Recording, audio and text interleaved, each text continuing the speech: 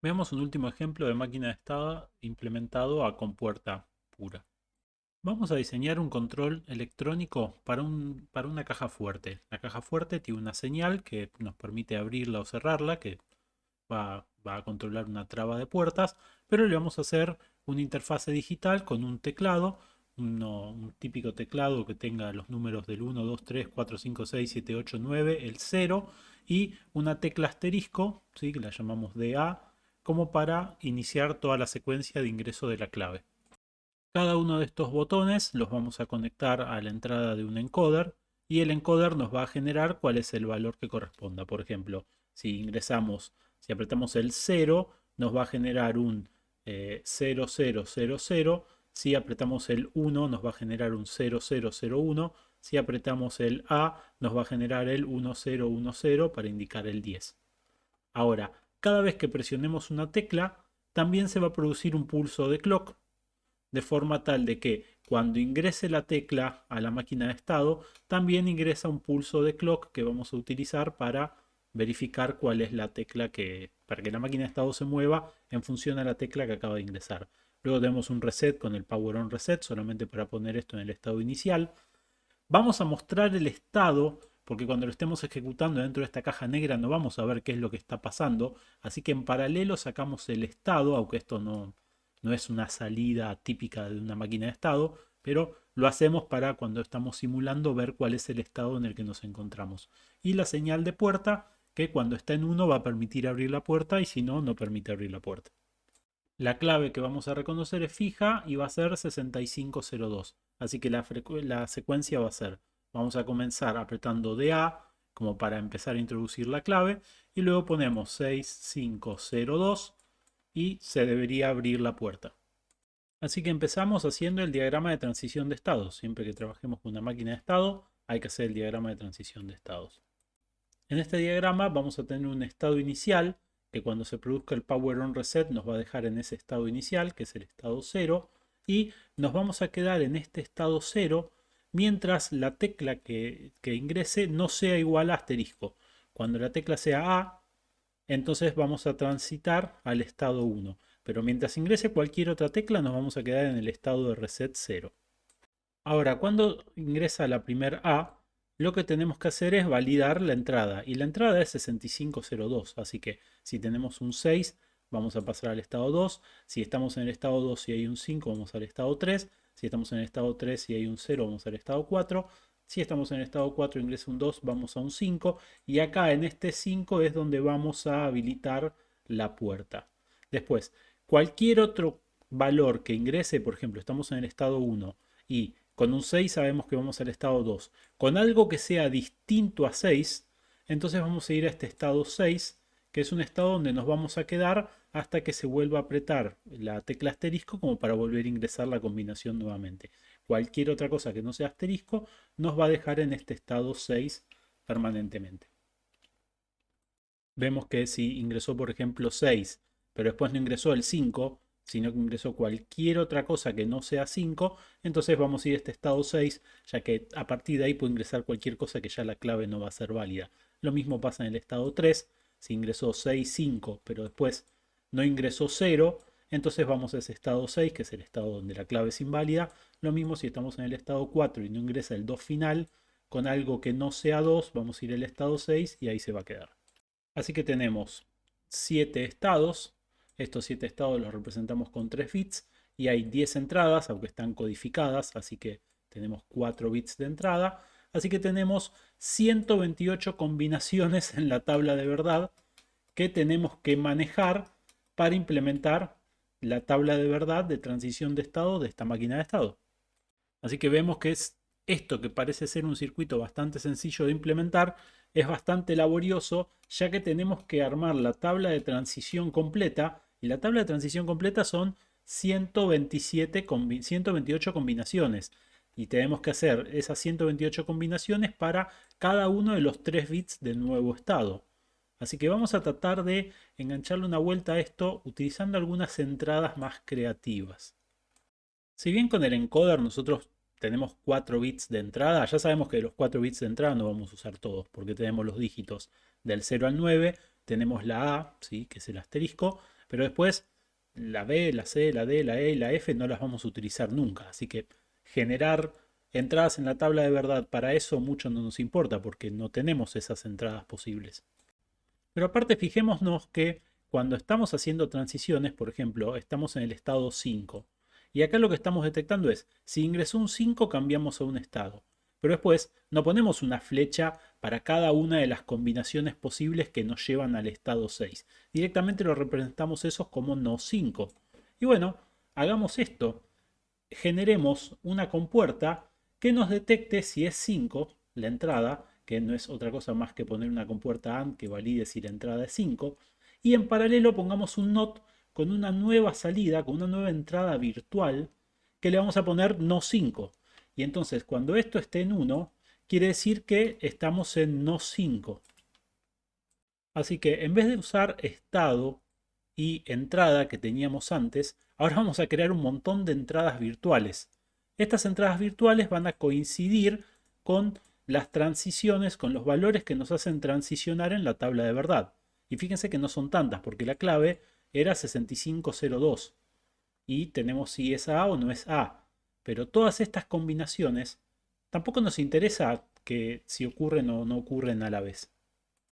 Por ejemplo, si estamos en el estado 0, del estado 0, ¿qué puede pasar? Y puede pasar que si es A está en 0, y obviamente no A va a estar en 1 porque es la complementaria, vamos a ir al estado 0.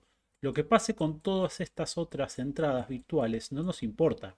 Nos importa únicamente que si estamos en el estado 0 y depende del valor de es A y no A, vamos a definir cuál es el valor de del siguiente estado. Por ejemplo, estamos en el estado 0 y ahora es A, bueno, efectivamente vamos a transicionar al estado 1.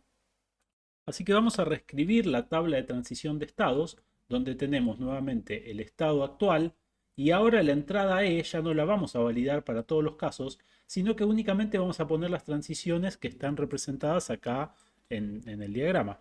Entonces, si estamos en el estado 0 y la entrada no es A, vamos a seguir en el estado 0. Estamos en el estado 0 y la entrada es A, vamos a ir al estado 1. Si estamos en el estado 1 y la entrada no es 6, vamos a ir al estado S6. Si estamos en el estado 1 y la entrada es 6, vamos a ir al estado 2. Y así para todas las transiciones. Y vemos que para la mayoría de los casos, en realidad vamos a mantener un estado. Por ejemplo, si estamos en el estado 0 y se produce no A, seguimos en el estado 0. Si estamos en el estado 1 y se produce un no 6, vamos a ir al estado 6. Si estamos en S2, vamos a ir al estado 6. Fíjense que este estado 6 se va a repetir muchísimo. Ahora, lo que no tenemos que perder de vista es que esta sigue siendo una tabla de verdad reducida. La tabla de verdad original tiene 128 combinaciones. Y en esas 128 combinaciones, lo que vamos a hacer es, cuando tenemos S y tenemos una entrada que no nos interesa, porque justamente no está representada acá en la versión resumida, el S' va a ser una copia de S. Vamos a mantener el estado. Así que vamos a utilizar el truco que usamos en la máquina de estado del semáforo, donde generalmente cuando no queríamos hacer algo manteníamos el estado, y eso implementado con lógica de dos niveles, utilizando mini términos, quiere decir que cuando hagamos algo va a haber un 1 y cuando no hagamos nada va a haber un 0 y los ceros ya están por default, así que no tenemos que implementar ninguna lógica. Así que reescribamos la tabla de verdad, la tabla de transición de estados, ahora de vuelta resumida, pero vamos a estudiarla de esta manera. Si estamos en el estado 0 está representado por los 3 bits 000 y tenemos no A, el siguiente estado es 000. Estamos en el estado 0 de vuelta. Y recordemos que eso lo hacíamos manteniendo el estado, así que tenemos 00, 00 y 00. Si estamos en el estado 0 y ingresa una A, entonces vamos a pasar al estado 1 que es 001. Y acá, ¿qué es lo que está pasando? El bit más significativo de estado es 0 y el bit más significativo de estado nuevo también es 0. Así que vamos a mantener. Recuerden, con 00 mantenemos, con 01 forzamos un 0, con 10 forzamos un 1. Entonces, en los bits que no cambien entre estado y estado nuevo, vamos a mantener. Vemos que en el segundo bit pasa lo mismo, vale 0 y 0, así que mantenemos. Y acá tenemos un 0 y lo tenemos que pasar un 1, así que ya no mantenemos más, sino que forzamos un 1. Recordemos que esto forzaba un 1 en el multiplexor. Así que hacemos este análisis comparando el estado actual y el nuevo estado y vemos que, por ejemplo, en este caso cambian todos. Este 0 pasa a ser un 1, así que ahí forzamos un 1. Este 0 pasa a ser un 1, así que forzamos un 1. Y este 1 pasa a ser un 0, así que forzamos un 0. En los casos en donde coincida, por ejemplo acá este 0 se mantiene, entonces mantenemos con 0, 0. Y hacemos eso para todas las transiciones que nos interesa representar en la tabla. Vemos que van a aparecer una cantidad de unos que resaltamos en rojo, pero lo que ya podemos asegurar es que en todas las otras combinaciones que no están representadas en esta tabla de verdad resumidas, todos los valores van a ser 0 porque se va a mantener en el estado en el que estamos. Así que lo único que tenemos que implementar para resolver este circuito son esos unos que están ahí resaltados en rojo. Así que implementamos esos circuitos con lógica de dos niveles, en donde en todos los casos vamos a tener producto de suma de productos, y lo que tenemos es este circuito que está acá, que vemos que el estado sigue usando ese truco de utilizar el multiplexor para tener ese estado realimentado que mantiene el estado, y luego agregamos un decodificador. Este decodificador va a tomar el estado y va a generar un 1 en cada uno de los 8 estados posibles. Y entonces de esa forma hacemos compuertas AND más sencillas, porque esta compuerta AND, por ejemplo, tiene E0 como entrada, y E0 como entrada sale del decodificador, y del decodificador ya sabemos que esto no va a ser otra cosa más que una AND que tiene las tres entradas negadas. Así que acá lo resumimos con un cable que se llama E0, pero esa AND está implementada aquí adentro del decodificador, ¿sí? Entonces, de esta manera hacemos que el circuito, que sería un montón de cables, quede un poco más entendible. Vemos el circuito representado en Logisim Evolution. Si vamos al main, vamos a ver lo que teníamos planteado originalmente, donde están los pulsadores, está el Power On Reset. Este encoder lo tenemos acá implementado, es un simple encoder. Lo único que tenemos es esta compuerta extra que nos va a generar un pulso de clock cada vez que se apriete alguna de las teclas, y ese va a ser el clock principal que vamos a utilizar en la máquina de estados y que tenemos conectado desde el encoder a la máquina de estado. Así que simulamos el circuito, siempre hacemos un reset para que el Power On Reset resetee, y acá mientras apretemos cualquier cosa no pasa nada, no salimos del estado 0, ya que para salir del estado 0 teníamos que tener una A. Fijémonos que cuando apretamos la A ya pasamos al estado 1, y a partir de ahora tenemos que ingresar la clave. Si ingresamos 6502, vemos que se abre la puerta. Después cualquier otro botón nos va a sacar de ese estado donde la puerta está abierta. Y si volvemos al estado, apretamos asterisco y ponemos, por ejemplo, 6503, que no es la clave, vemos que no abre y vamos al estado 6. Y de ahí nos salimos hasta que volvemos a apretar un asterisco e ingresamos la clave nuevamente de forma correcta y la puerta se abre. Como podemos ver, un simple circuito, si una simple máquina de estados que reconozca una clave de 4 botones, termina siendo una cantidad de compuertas importantes, y cualquier error que cometamos acá va a ser complicado de encontrar, ¿sí? Ya que vamos a tener que ser bastante minuciosos en el testing para estar seguros de que todo está bien implementado. Es muy fácil acá equivocarse un cable y que el circuito no funcione. Y aparte, si ahora tenemos que cambiar la clave, tenemos que rediseñar toda esta máquina de estado de cero, porque esa máquina de estado que diseñamos es para una clave en particular. Si tenemos que cambiar la clave para que reconozca otra clave, tenemos que tirar todo este diseño y arrancar de cero. Así que vamos a tratar de hacer una máquina de estado que sea programable, que una vez que tengamos definidas las entradas y las salidas, podamos cambiar las transiciones de estado, pero no implementando compuertas, sino escribiendo unos y ceros en un determinado circuito. Vamos a modificar esta máquina que detecta claves para abrir una caja fuerte y vamos a cambiar la clave. Por ejemplo, de 6502 la vamos a pasar a 8051.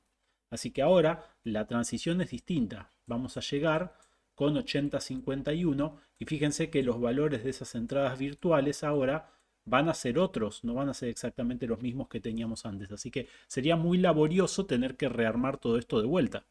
Si nos acordamos del último tema de lógica combinacional, donde vimos funciones implementadas con multiplexores, vamos a hacer una trampa similar con eso que habíamos visto con los multiplexores. Vamos a introducir el concepto de lookup table. Una lookup table es una tabla donde nosotros vamos a buscar un valor y la búsqueda de ese valor nos va a servir como para implementar una función. Así que ya sabemos que con multiplexores podemos simular un circuito combinacional. Y en esta máquina que estamos inventando tenemos un bit de salida, que es lo que abre o cierra la puerta. Después tenemos 3 bits de estado y tenemos 4 bits de entradas posibles. Así que hay 7 bits que los vamos a llamar 7 bits de selección. Esos 7 bits de selección los podemos agrupar como una palabra, donde ponemos el estado en los 3 bits más significativos y la entrada, ¿sí?, que ingresa del encoder, en los 4 bits menos significativos. Y pensemos que si usamos esto en un multiplexor, y en este multiplexor nosotros grabamos datos en las entradas de datos, datos fijos, y cada una de estas entradas sería un bus de 4 bits, con valores fijos que ya están grabados, lo que podemos hacer es fabricar la tabla de transición de estados guardando los ceros y los unos en cada una de las entradas de este multiplexor. Entonces, por ejemplo, si estamos en el estado 000 y la entrada es 000, entonces acá vamos a poner cuáles son los valores del nuevo estado. Los 3 bits menos significativos van a representar el estado subprima, ¿sí?, el futuro estado. Pero aparte también podemos controlar la salida. La salida de la puerta también la podemos tener acá grabada. Vamos a poner un 0 porque obviamente en este estado no vamos a dejar que la puerta se abre. Ahora, en algún estado futuro, por ahí tenemos un 1 porque estamos en el estado 5 donde la puerta efectivamente se tiene que abrir. Ahora, en vez de estar usando ese multiplexor, vamos a usar un componente que vamos a ver en la materia que sigue, pero que ahora lo vamos a aprovechar, que es una memoria ROM. Y si lo pensamos es básicamente como tener un multiplexor. Vamos a tener líneas de selección, en este caso vamos a tener 7 líneas de selección de la 0 a la 6, eso quiere decir que va a haber 128 combinaciones, y de las 128 combinaciones, en cada posición de la memoria vamos a grabar 4 bits.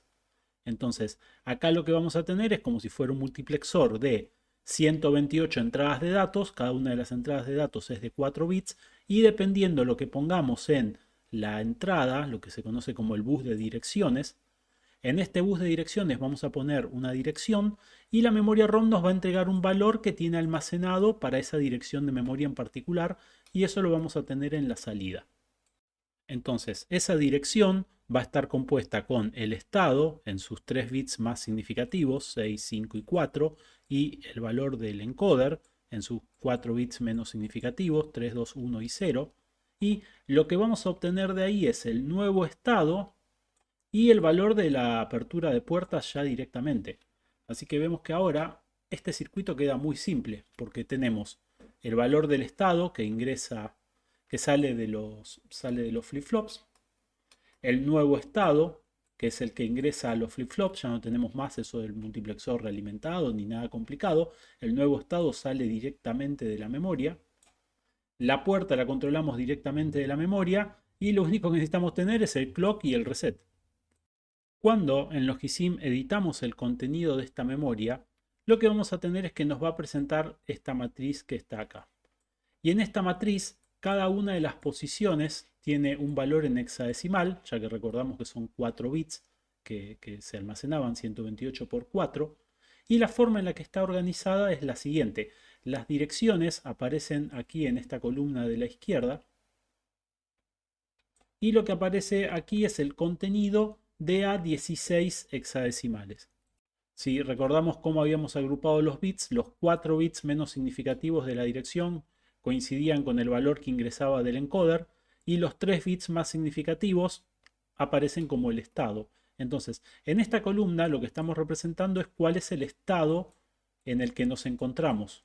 Y los estados podrían ir de S0 a S7, a S6. Bueno, S7 no, es un estado que no estamos utilizando. Así que esta fila lo que está determinando es, si estamos en el estado 0 y la entrada, por ejemplo, es 0, ¿A qué estado vamos a ir a parar? Y vamos a ir a parar al estado 0, porque estamos en un valor que no es A. Si estamos en el estado 0 e ingresa un 1, seguimos en el estado 0. ¿En qué momento vamos a cambiar? Cuando lo que ingresa es A. Cuando lo que ingresa es A, vamos a pasar al estado 1. Entonces vamos a grabar ese 1 para que salga de la ROM y con el próximo pulso de clock se va a pasar al estado 1. Luego, ¿qué pasa si estamos en el estado 1? Es esta fila que tenemos acá. Si estamos en el estado 1, en cualquier cosa que ingrese, vamos a ir a parar al estado 6. Así que grabamos un 6 en todos los valores. Todos los valores de valores válidos que puedan entrar, ¿sí? Que son de 0 a 9 o asterisco. En los valores B, C, D, E, F, que son valores inválidos, pasamos al estado 0 porque, bueno, directamente asumimos que eso no puede ocurrir, es como un don't care y vamos con un 0. Podremos ir a cualquier lado. ¿En qué valor vamos a pasar del estado 1 al estado 2 y no al estado 6? Bueno, cuando ingrese un 8, porque la clave era 8051. Así que acá ponemos el 2 para que vaya al estado 2. Y ahora, ¿qué pasa si ingresa una A, que es para volver a ingresar la clave? Bueno, volvemos al estado 1, porque lo que estamos haciendo es, nos estamos quedando en el estado para que empiece a detectar la clave. Así que vemos que esta tabla grabada en la ROM no es otra cosa más que la implementación de la tabla de verdad completa, y hay un estado en particular que es el estado 5, que si estamos en el estado 5, ¿sí? De alguna manera llegamos al estado 5, tiene que haber sido con un ingreso de 1 en el estado 4, así que en el estado 4 ingresó un 1 y pasamos al estado 5. Siempre que estemos en el estado 5, la puerta tiene que valer 1. Así que el bit más significativo en este estado siempre tiene que estar en 1. ¿Y cuál es el siguiente estado al que vamos a pasar? El siguiente estado al que vamos a pasar es al estado 6. Así que 6 es 1, 1, 0. Y la puerta, que es el bit más significativo, tiene que estar en 1. Así que este valor que está acá es E, por eso tenemos E en todo este estado. Salvo cuando ingresa la A para pasar del estado 5 al estado 1 nuevamente. Así que cuando ingresa la A, tenemos que pasar al estado 1 que está ahí. ¿Cómo representamos el estado 1? Tenemos 0, 0, 1. Y el 1 para mantener la puerta abierta, así que acá tenemos el 9, que es el que nos cambia de vuelta al estado 1. Así que como vemos, lo más importante cuando estamos trabajando con máquinas de estado es tener un buen diagrama de transición de estado. Porque del diagrama de transición de estado, fijémonos que la implementación física de esta no es otra cosa más que cargar un par de números en una memoria, ¿sí? Y podemos muy fácilmente cambiar el diagrama de transición de estados, la implementación del diagrama de transición de estados cambiando números en una memoria. Esto es una máquina de estado programable. Si vamos a la implementación de la misma, vemos que cuando entramos a la máquina de estado, ahora tenemos esta memoria ROM, y para cargar los datos en la memoria ROM, la seleccionamos y vamos acá donde dice Content, y lo que tenemos es esa tabla, esa matriz que habíamos visto recién en la presentación. Así que ejecutamos la máquina de estado, hacemos el Power on Reset. Bien, mientras apretamos cualquier tecla no pasa nada. Cuando apretamos la A pasamos al estado 1 y dijimos que la clave era 8051 y vemos que efectivamente nos abre la puerta. Y si ingresamos una clave inválida, vemos que no hay forma de que se abra la puerta, ¿sí? 8052, la puerta no se abre. Así que funciona exactamente igual que la máquina de estado anterior que vimos a pura compuerta. La diferencia es que esta es fácil de cambiar, porque sencillamente entramos a la máquina de estados, marcamos la memoria ROM, editamos cuál es el contenido y si seguimos un diagrama de transición de estados bien pasado a esta memoria ROM, acabamos de resolver el problema. Y ahora que estamos hablando de máquinas de estado programable, la teoría de la computación define las características y el alcance de cada modelo. En el caso de una máquina de estado, este modelo tiene límites, ¿sí? Ya que su única memoria está representada a través de los estados. Si a un estado llegamos por dos caminos posibles, no podemos recordar cómo llegamos a ese estado, ¿sí? Si hay dos flechas que apuntan a un estado y llegamos a ese estado, lo que no tenemos es memoria de cómo llegamos. Podemos haber llegado por cualquiera de los dos caminos. Hay otros modelos como el autómata de Peel y la máquina de Turing que obviamente tienen muchas mayores prestaciones, pero eso lo dejamos para teoría de la computación o para autómatas. Ahora, podemos pensar una computadora elemental como una máquina de estado programable, donde tenemos salidas como el monitor, entradas como el teclado y el mouse, y la máquina de estado es el programa que estamos ejecutando, ¿sí?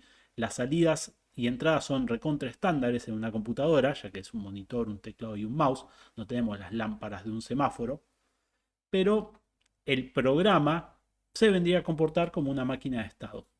En la unidad que seguimos vamos a implementar máquinas de estados con un programa simulado en MicroPython. Y la forma en la que funciona una computadora en detalle lo vemos en la materia que sigue.